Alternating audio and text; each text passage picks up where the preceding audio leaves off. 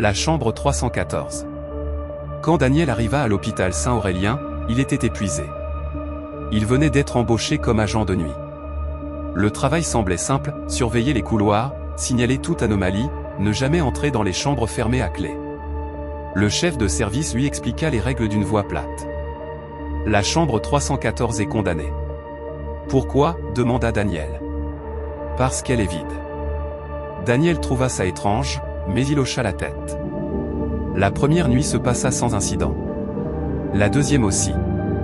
Mais la troisième nuit, en passant devant la chambre 314, Daniel entendit quelque chose. Un bruit très faible. Comme quelqu'un qui grattait doucement le mur, de l'intérieur.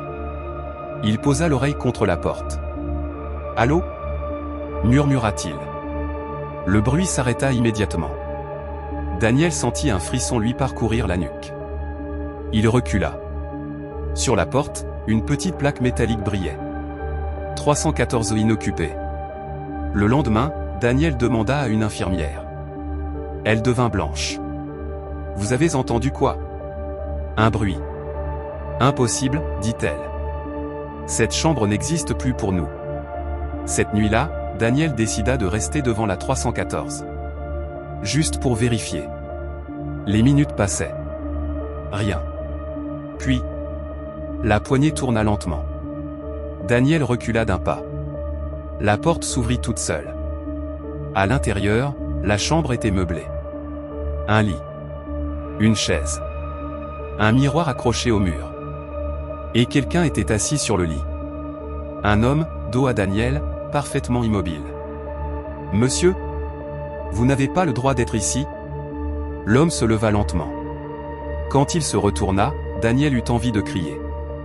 Le visage de l'homme était le sien. Même cicatrice au menton. Même regard fatigué. « Tu es en retard » dit le double. Daniel voulut fuir, mais la porte se referma derrière lui avec un clic sec. « Tu fais maintenant partie du personnel » continua l'autre. « Qu'est-ce que tu racontes ? Quelqu'un doit rester ici. » Toujours. Le miroir vibra légèrement. Daniel y vit son reflet, mais le reflet souriait avant lui. Le lendemain matin, un nouvel agent arriva à l'hôpital. On lui expliqua les règles. Et surtout, ne t'approche jamais de la chambre 314. Pourquoi ? Parce qu'elle est occupée. Dans le couloir, un homme en uniforme passait lentement. Il avait le regard vide. Sur sa veste, une plaque. Daniel, agent de nuit. Et depuis ce jour, chaque nouvel employé entend parfois quelqu'un gratter doucement. De l'intérieur de la chambre 314.